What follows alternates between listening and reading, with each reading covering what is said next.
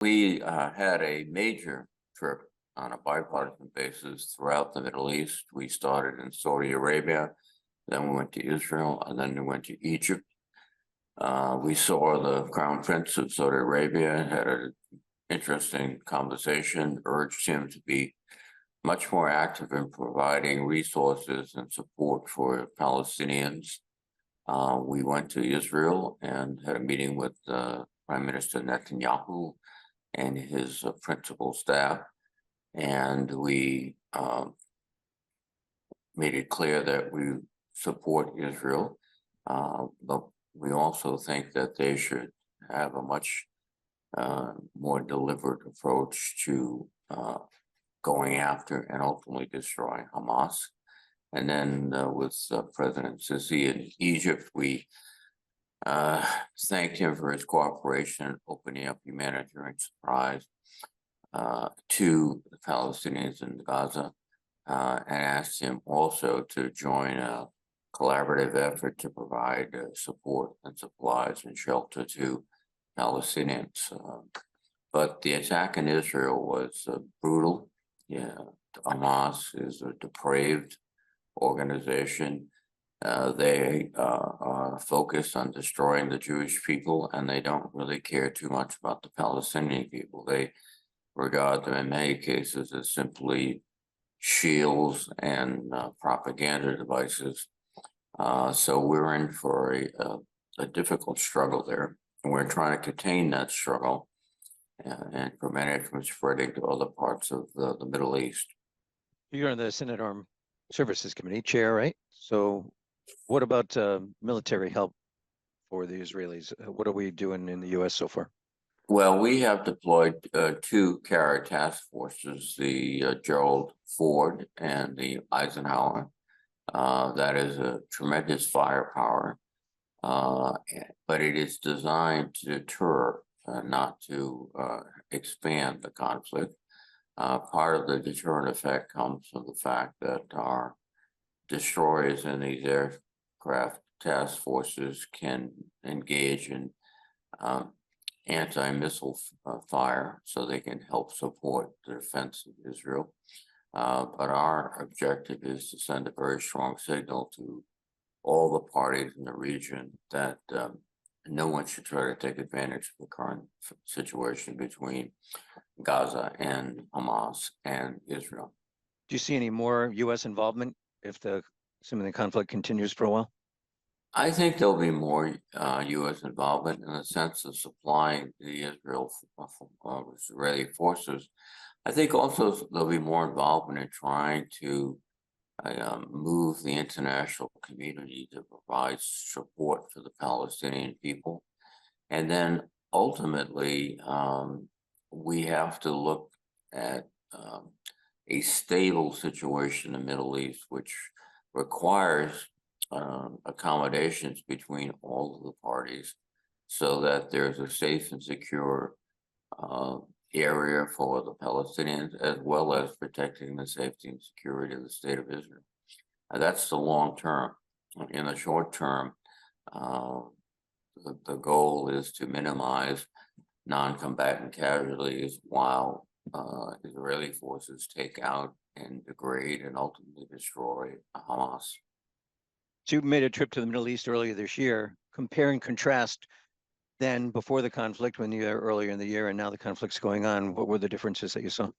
Well, the differences in the early trip in February was that Israel was consumed with the domestic debate. In fact, it was more than a debate. It was a very volatile situation where hundreds of thousands of people were marching each week. The Netanyahu government was trying to, in their words, quote unquote, reform the judiciary. But to many in Israel, it was an attempt to undermine and effectively negate the judiciary. So it started a tremendous internal debate, very vigorous. And I think it also distracted, frankly, from the intention of the leadership in Israel as to the threat, the persistent threat of Hamas and others. And then there are activities in the West Bank where settlers, Jewish settlers, were becoming much more aggressive against Palestinian um, uh, residents, and that was causing concern. So when I was there, it was focused entirely on sort of this domestic disputes, and I think it, in effect, took away some of their traditional attention to their foreign adversaries. What was the biggest takeaway from this particular trip? Biggest takeaway is that Hamas is an organization that is dedicated to the destruction of Israel and is really indifferent to the plight of the Palestinians. They use them more for shields and for propaganda advantage than they do any sincere effort to help them. And then related to that is the need to contain this crisis to prevent other countries like Iran from exploiting it, because a widespread war in the Middle East would be extremely destructive, and it would set back opportunities to provide or create a real peace process in the region. Did you have an opportunity to meet with any actual, just kind of real people? And if so, what was the reaction to Americans being in the area? We met with the parents of some of the hostages, and they were, as you can imagine, quite distraught. Every moment they spend thinking about the fate of their child or their parent or their relative. Again, that this is an aspect of Hamas, which is an example of their brutality.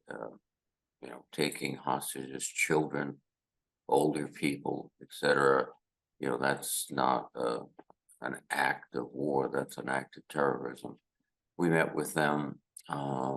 We had a chance to chat with some people, but the attitude in Israel is that horror, really, and it touches a very, very sensitive nerve. This is the first time, I think, in many, many years where individuals, Israelis, felt not only they were in danger, but their family was in danger, and that has produced quite a vociferous effort to engage quickly the Hamas and to do as much damage as possible to them. Anything you all wanted to point out that it didn't get you?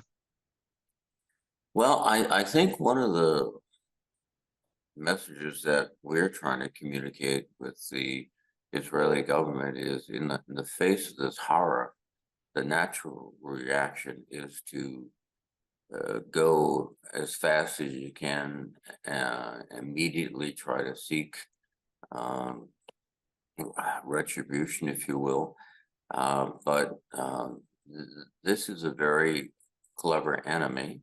I think the Israelis have to take the time to, as we used to say in the military, prepare the battlefield, find out where the key points are that would be important to Hamas, make preparations for the withdrawal of innocent Palestinian families and provide shelter and those things on an international basis.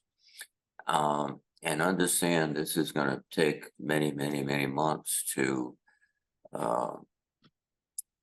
go in and disrupt Hamas.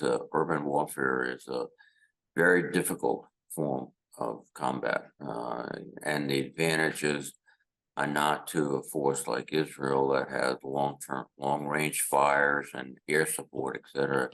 It's really to small groups like Hamas of riflemen and snipers who are hidden in buildings. It's a very difficult fight. For us in Iraq, it took 9 months to clear Mosul after ISIS took it.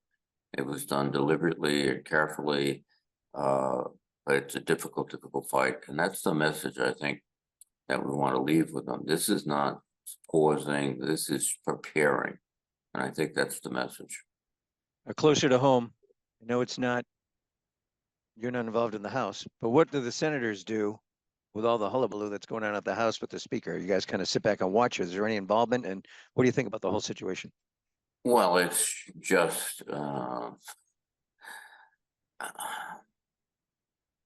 it is an abdication of the basic responsibility of the members of the House, the Republican members, since they're the ones who are disrupting the government. Their basic obligation is to form a Congress and to govern, and they've rejected that. It is, in fact, some of the strongest critics are Republicans themselves, who are basically admitting that their party is dysfunctional. It does not work for the American public. It does not work for anyone. That they are engaged in a once in a lifetime in the history of this country episode of the inability, and for some people on the Republican side, it's the unwillingness to govern, that they see their role as being destructive, not constructive. So on our side, we are trying to move legislation. We have some necessary legislation. We have aid to Ukraine and Israel that has to be passed. We have until November 17th to fund the government. If not, we'll be back in another crisis of whether the government shuts down or not. And in the face of all these real problems, Republicans in Congress continue to perform this ridiculous contest to try to find a speaker.